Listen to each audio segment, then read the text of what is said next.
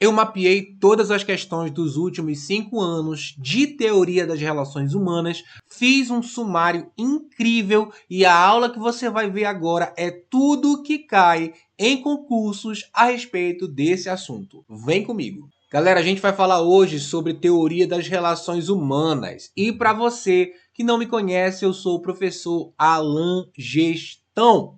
E hoje a gente vai falar sobre essa teoria, que é mais uma teoria das abordagens, das teorias administrativas. Lembrando que a gente já falou de teoria científica e já falou de teoria clássica. E é muito importante que você tenha estudado esses assuntos anteriores para que você possa estudar comigo teoria das relações humanas. E o motivo disso é que, conforme a gente avança nas teorias, a gente acaba sempre comparando com as teorias anteriores. É a forma mais didática de fazer você entender qual a diferença dessa teoria para as outras e também a evolução das teorias de administração dentro do contexto dos nossos estudos, certo? Então a gente vai falar dessa teoria hoje, mas antes de começar, eu preciso te lembrar que esse assunto que você vê aí no quadro, ele tem o texto resumo e ele também tem exercícios que caíram em concursos com o gabarito para você poder estudar. Professor Alan, como que eu faço para ter esse material aí? Você vem ser meu aluno no ADM Academy, que é a minha área de membros de estudo de administração. Se você estiver no ADM Academy, você já está vendo esse vídeo lá dentro. É só baixar o conteúdo aí embaixo do vídeo. Você vai encontrar escrito assim, material do curso. Aí você vai poder acessar o material de todo o curso de TGA e você vai poder ver o material dessa aula lá. Beleza? Agora, se você não é, eu te aconselho a vir se tornar meu aluno no ADM Academy. Você vai lá, adquire a sua assinatura, né? E vem estudar comigo a partir de então. Beleza? Muito tranquilo. A gente vai falar agora de teoria das relações humanas. Vamos nessa. Hoje eu vou dividir esse assunto em 6 tópicos para você. O primeiro vai ser uma introdução. Depois que eu introduzir o assunto para você, a gente vai falar do contexto histórico. Aqui a gente vai ver algumas críticas ao modelo clássico e também algumas influências externas que ajudaram a essa teoria a ser o que é hoje. Mais em cima, a gente vai falar das experiências de Hawthorne. Isso aqui é o cai muito em concurso, a gente vai ver isso. E então, a gente vai falar de alguns princípios da teoria das relações humanas. Vamos criticar, porque é importante trazer algumas críticas. E aí a gente finaliza com uma comparação da teoria clássica versus a teoria das relações humanas. Você está preparado? Vem comigo. Eu espero que dê para escrever tudo nesse mapa aí, porque se não der para escrever tudo aqui, eu vou ter que desmembrar em outros lugares. Mas a gente vai tentar. Vamos nessa. Vamos começar do começo. Uma pequena introdução. A teoria das relações humanas, gente, ela surgiu nos Estados Unidos, mais ou menos ali na década de 30. Ela foi meio que uma reação à teoria clássica. Porque na teoria clássica a gente tem a ideia de que o homem é como se fosse uma máquina. Então, eu não olho a parte humana do homem. Eu olho como se ele fosse um objeto qualquer da minha gestão, da minha administração. O que está absolutamente errado, certo? Pois é. Então, se contrapondo a isso, a teoria das relações humanas surgiu. Inclusive, olha só aqui. Bem aqui, ó, se você reparar, eu coloquei um monte de bonequinho, pessoas. Por quê? Eu estou querendo dizer o seguinte, que essas pessoas, elas se relacionam entre si. Por isso é o quê? Teoria das relações humanas. Então, a partir desse momento, a teoria não foca mais na tarefa e nem foca mais na estrutura, mas sim na parte social. Tá entendendo? Então agora eu vou ver como que o trabalhador se relaciona com outras pessoas dentro do seu ambiente de trabalho. O foco então é esse, vamos lá. Portanto, o foco são o quê? Fatores sociais, fatores psicológicos. A gente tem aqui, ó, as experiências de Hawthorne, que a gente vai falar mais na frente, mas é bom citar, Hawthorne. E a gente vai ver a figura do seu principal autor, que é Elton Mayo. A teoria das relações humanas, ela gira em torno de tudo que Elton Maio fez em Hawthorne. E só mais um ponto importante que a gente precisa falar é que agora existe o conceito de organização informal, que é a organização que surge de maneira espontânea da relação entre os trabalhadores. A gente já falou sobre isso no curso de Fundamentos da Administração. Você pode ir lá, você vai entender a diferença entre organização formal e organização informal. Mas, para efeitos dessa aula não se perder, caso você não tenha visto, organização formal é tudo que foi pensado pela empresa. Então, por exemplo, quando uma empresa é criada, os seus criadores, aqueles que estão na alta direção, definem quais serão os cargos, quem tem mais autoridade que quem, quais são as funções, quais são os departamentos. Tudo isso é organizado de forma pensada. Está no organograma da empresa, está no papel, é algo formal. Só que existe também uma forma de organização que não é formal, que é informal. E trata-se das relações que as pessoas de dentro da empresa estabelecem entre si de forma espontânea. Por exemplo, você tem lá o gerente, e o gerente ficou de gracinha com a recepcionista, fez uma amizade ali, aí foram tomar um refrigerante no bar da esquina. Legal, né? E o que aconteceu? Começaram a gostar um do outro. E aí eles fizeram o quê? Começaram um relacionamento. Então, o que aconteceu? Dentro da empresa surgiu uma relação informal de amizade. Por quê? Porque para a empresa, quando a empresa pensou... De amizade não, né? De amor. Quando a empresa pensou nos cargos, quando a empresa pensou nos departamentos, nas autoridades, na hierarquia, na cadeia de comando, ela não imaginou que fosse ter essa relação informal entre o gerente e a recepcionista. A mesma coisa, por exemplo, você tem um grupo ali de vendedor dentro de uma empresa. Aí você tem o chefe dos vendedores, o supervisor, e você tem os vendedores embaixo dele. Só que tem gente que vê o supervisor como um cara qualquer. Não vê ele como um líder, não vê ele tendo atitude. Então, só que dentre esses vendedores tem um que se destaca. E apesar dele não ser o líder formal, os outros vendedores enxergam ele como sendo o melhor, como sendo o líder. Então, existe o quê? Uma organização informal. Porque apesar desse outro vendedor não ser o líder no papel, para os demais, mesmo que isso seja implícito, ele é para ele quem eles devem olhar. Se ele disser, vamos fazer A, a galera vai seguir. Por quê? Porque ele é o melhor vendedor, é o líder, é o que mais se destaca. Você está entendendo?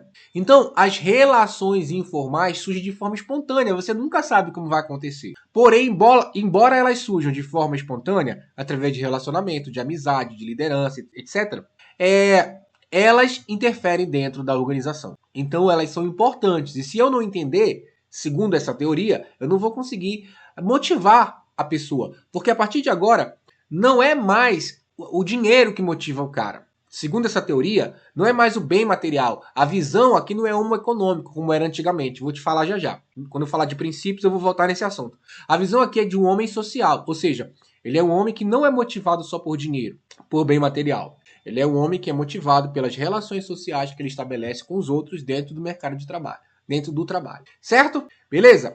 A gente vai dar continuidade nisso aqui. Vamos lá.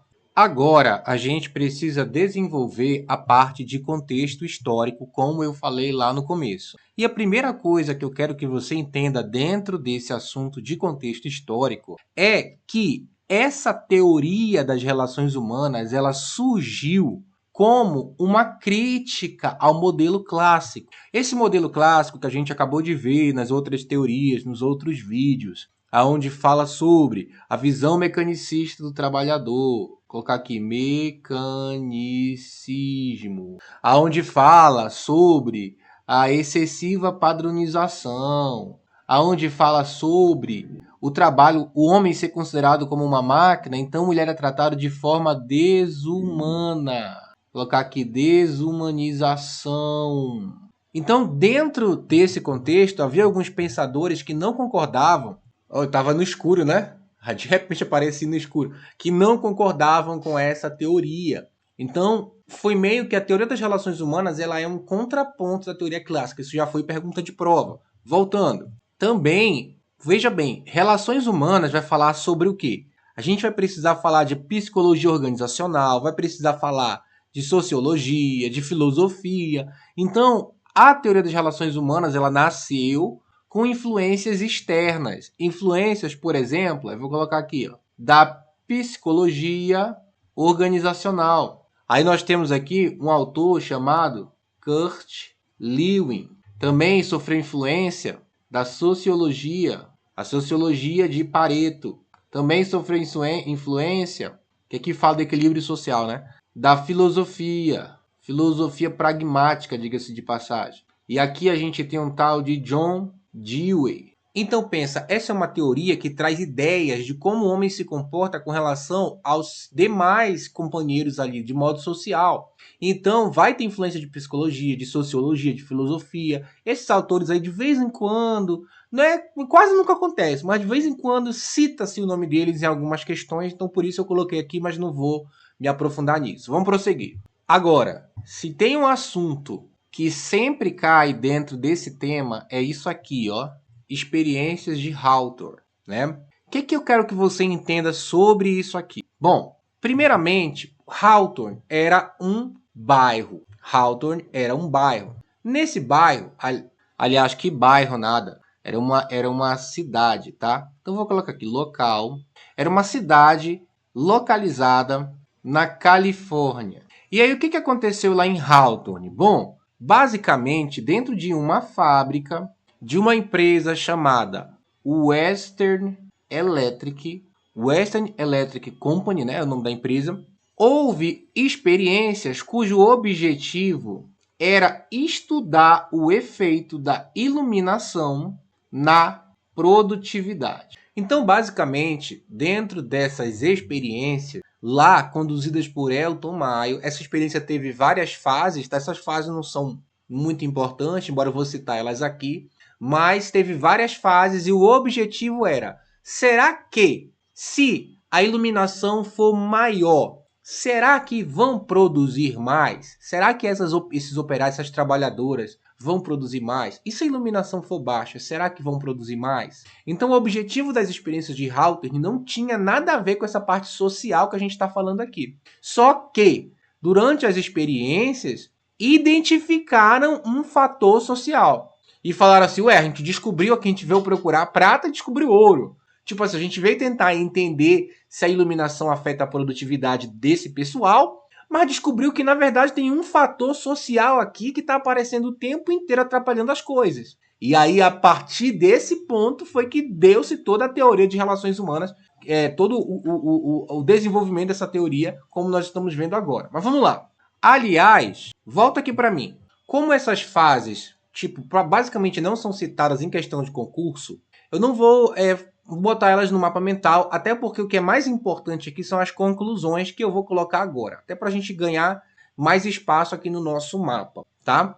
Mas o que eu quero que você entenda? Teve várias fases. A primeira fase foi essa fase de iluminação. Então, vamos aumentar e vamos diminuir a luz e vamos ver se isso vai provocar o aumento ou a diminuição da produtividade. E aí aconteceu o seguinte, eles observaram que, independente da luz, não importava se era alto ou se era baixo, a produtividade continuava aumentando. Então a luz ela não interferia em nada. E a grande pergunta é por que continua aumentando? Bom, porque dentro dessa observação que eles estavam fazendo, né, tinha ali o grupo de controle e o grupo que de fato um grupo que nada se alterava e o grupo que mudava, né? Então, o que eles observaram? Que existia um fator psicológico. Essa palavrinha, fator psicológico, ela é muito interessante. Por quê? Porque ela mostra o seguinte, ó, independente da iluminação alta ou baixa, independente disso, a produtividade aumenta por conta desse fator psicológico. Então, os funcionários que estavam sabendo que estavam sendo observados, eles não sabiam o que mudava ali, o que de fato se observava neles, mas eles sabiam que estavam sendo observados. Então, por eles acharem que estavam sendo observados, o que eles faziam? Eles meio que um olhava assim pro outro, aí, ó, a galera tá olhando aqui pra gente, a galera tá olhando aqui pra gente, ó. Ó, a luz aumentou, tá? A luz aumentou, eu acho que agora é hora de produzir mais. Tipo assim, eles estavam tentando associar, tentando falar da iluminação e tudo mais, só que na verdade aquela iluminação não importava nada. O que fazia com que esses funcionários aumentassem a produtividade era um olhar para o outro e achar que o fato de serem observados era era o fator primordial para que eles colocassem mais gás, colocassem mais força. E aí, numa segunda fase, foi a fase dos grupos. E aí eles começaram a perceber o seguinte, ó, que o funcionário, ele poderia até meio que diminuir a sua produtividade se ele achasse que ele seria reprovado pelos demais. É tipo assim, imagina você trabalhando numa empresa e aí, se você trabalhar mais, você vai receber mais, porque nessa época era por produtividade. Imagina que você trabalha por produtividade. E aí, o que acontece? Se você tem lá 10 funcionários trabalhando, eles mantêm o mesmo nível produtivo. Se uma pessoa aumenta o seu nível de produtividade, ficando acima dos demais, isso mostra para a gerência que é possível ser mais produtivo. Logo, a gerência vai cobrar todos os outros para que eles também sejam mais produtivos. Isso significa o seguinte, que se uma pessoa aumentar o nível, a gerência vai pôr força nos outros, vai cobrar os outros para também aumentar o nível. E aí o que acontecia? Por conta disso, o cara pensava assim, eu não vou aumentar a minha produtividade aqui não, porque se eu aumentar, os outros vão ser cobrados. Então, eles vão olhar para mim e falar assim, cara, por que você está trazendo esse monte de trabalho para a gente? Você está entendendo? Por que você está trazendo esse monte de trabalho para a gente? Diminui aí. Então, quer dizer, embora se o cara produzisse mais, ele ganhava mais dinheiro, porque ele ganhava por produção, mas para não se indispor com os demais do grupo, ele se sujeitava a ganhar menos. E aí surge a seguinte ideia. Ora, então o homem não é só motivado pelo econômico e bem material, como a ideia do homo econômicos, mas sim que o homem é motivado por um fator social. Então, tipo assim, o homem se sujeita a ganhar menos para que não seja punido pelo grupo, sabe? O que é a punição? O que é a punição social? É o cara te olhar assim com cara fechada, de canto de olho, né? Soltar conversinha, piadinha. Aí você, para não se submeter a isso, aceita ganhar menos. Então eu sei que tem gente que vai falar, eu quero que se lasque, eu vou trabalhar e vou ganhar mais. Mas não era isso, não foi isso que foi identificado nos estudos. Então esse fator social de o que os outros pensam importa. Isso que foi identificado nessas experiências de Hawthorne. E aí teve conclusões. Vamos lá. Primeira coisa é, a observação gera valor. Ou melhor, não é que gera valor, mas os funcionários se sentem mais valorizados, motivados, quando eles se sentem observados. Ou seja, eles mudam de forma positiva se eles estiverem sendo observados. Segundo ponto, grupos informais importam. O que significa que o meu comportamento é moldado por normas sociais que eu enxergo nos demais. Que nem o exemplo que eu acabei de falar agora. E aí, o outro ponto que eu já falei também, mas eu vou escrever aqui. Motivação não é só financeira. A motivação também acontece pelo reconhecimento dos colegas ou da gerência. A motivação também acontece por conta do clima organizacional. A motivação acontece por conta da interação com as demais pessoas. Então, veja, não é apenas o dinheiro que me faz trabalhar melhor, mas também o ambiente social que eu estou inserido. É isso que essa teoria vem trazer. Então, se eu estou lá trabalhando com uma galera legal, bacana, gente boa, muito provavelmente o clima organizacional vai ser bom e eu vou produzir mais. Se eu estou trabalhando com um pessoal azedo, um pessoal desgostoso da vida, um pessoal que só reclama, provavelmente eu vou produzir menos. Então a ideia é o seguinte dessa teoria: como é que a gente pode influenciar o fator social para que o cara trabalhe melhor, né? Basicamente é isso, para que o cara seja mais eficiente. Lembra? Volta aí na tela. A eficiência também é importante. E aí eu vou citar alguns princípios que são pontos que caem na prova.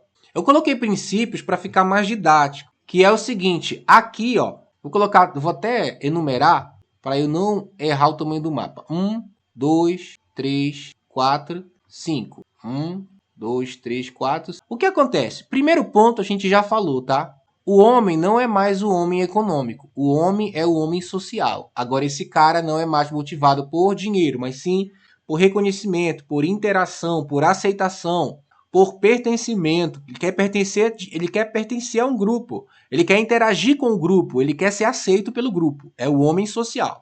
Outro ponto aqui é a tal da organização informal. A gente já também citou ela na introdução, tá? Que é basicamente a organização que surge naturalmente entre os colegas. Inclusive, essa organização informal, ela pode ser mais forte que a hierarquia formal. Em outras palavras, eu posso ter mais tendência a seguir uma relação social que eu tenho do que a minha própria liderança. Por exemplo, meu chefe pode me mandar fazer uma coisa, mas eu posso não fazer essa coisa, essa tarefa, ou pelo menos fazer de um jeito errado, se eu achar, como eu falei no exemplo, que o grupo não vai aprovar. Então, a organização informal pode aplicar mais influência do que a própria hierarquia formal, a própria organização formal. Outro ponto é a ênfase nas emoções. Então aqui vai falar liderança, comunicação, clima organizacional, tudo isso afeta o desempenho da empresa. Embora a gente ainda não chegou lá, eu quero só fazer um pequeno comentário aqui, que é o seguinte. A gente vai estudar a teoria comportamental lá na frente. Essa teoria comportamental, ela também vai trazer essa parte humana para dentro da administração. Só que aqui na teoria das relações humanas, a gente fala de comportamento social, comportamento de grupo. E na teoria comportamental, a gente vai falar sobre o que motiva a pessoa individualmente. A maioria do trabalho feito sobre isso é para motivar o cara individualmente. Então, lá fala sobre motivação, lá fala sobre liderança. Não é que aqui nessa teoria não exista, mas é que isso a gente estuda melhor, né? Vou estudar motivação, vou estudar liderança. E isso a gente estuda melhor na teoria comportamental. Então não vamos citar aqui, não vamos nos aprofundar em nada aqui. Outra coisa, dinâmica grupal. Basicamente, a dinâmica que se estabelece entre os grupos vai fazer com que a pessoa limite ou não a produção. Lembra do que eu acabei de falar? Se o cara produz demais, mesmo que ele vá ganhar mais dinheiro, ele não aceita porque o grupo pode excluir ele.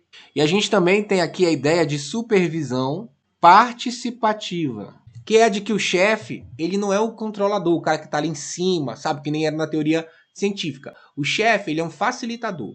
Essa é a visão, beleza? Vamos lá. E aí algumas críticas foram feitas a essa teoria, assim como foram feitas a outras teorias, né? Como, por exemplo, vamos lá, é muito simplista, a teoria trata o homem de forma muito simples, existe um romantismo, é muito romântica, ou seja, essa teoria propõe que se eu fizer o cara ser feliz, né? Se eu fizer ele tá bem, ele vai produzir mais. E não é bem assim, não. Vamos lá. Chamaram essa teoria de manipuladora, manipulação. É como se a teoria quisesse usar técnica para controlar o ser humano, né? Vamos controlar ele, vamos fazer ele ser feliz aqui. Isso também foi criticado. Outro ponto. Negligência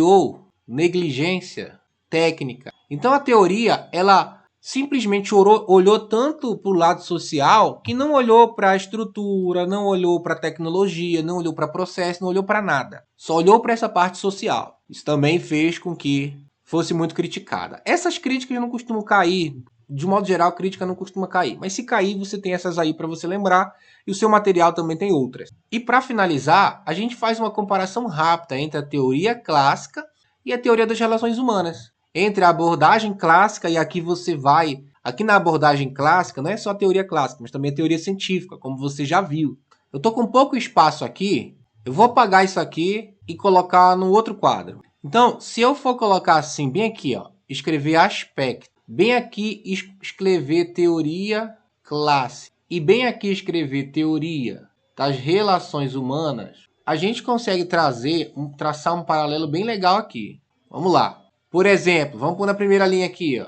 A visão do homem na teoria clássica é do homo economicus. Já, o que é homo econômico? Motivado por dinheiro. Já na teoria das relações humanas é do homem social. Outra linha. Na teoria clássica, o foco é tarefas e estrutura. Para você não se confundir, deixa eu apagar aqui teoria clássica e colocar aqui abordagem clássica. Porque aí lembra, a abordagem clássica tem duas teorias. A teoria científica e a teoria clássica. Então, quando eu falo aqui de Homo econômicos era porque tanto a teoria científica quanto a teoria clássica tinham essa visão. Já a teoria das relações humanas faz parte do que a gente chama de abordagem humanística, que basicamente só tem essa teoria na abordagem humanística. Você vai ver que lá na teoria comportamental já é uma abordagem comportamental. Então, dentro da abordagem clássica, o foco é tarefa-estrutura. Tarefa, teoria científica, estrutura, teoria clássica. Já na teoria das relações humanas, o foco é nas pessoas. O foco é nos grupos. Grupos informais. Vamos lá. Com relação à organização, você vai ter que, na abordagem clássica, você tem o foco na organização formal, porque aqui fala de hierarquia, de autoridade, etc. Aqui, você tem o foco na organização informal. E na produtividade? Na abordagem clássica, era necessário que a eficiência acontecesse, certo? De forma técnica. Aqui, eles ainda querem essa eficiência. Porém, o mais importante é a satisfação do operário e o clima organizacional. Eu não vou deixar essa tabela aí desenhada no material, porque ela já tem, se você olhar, deixa eu te mostrar aqui. No material, bem aqui, ó, você já tem essa tabela comparativa, então não vou deixar lá, tá bom?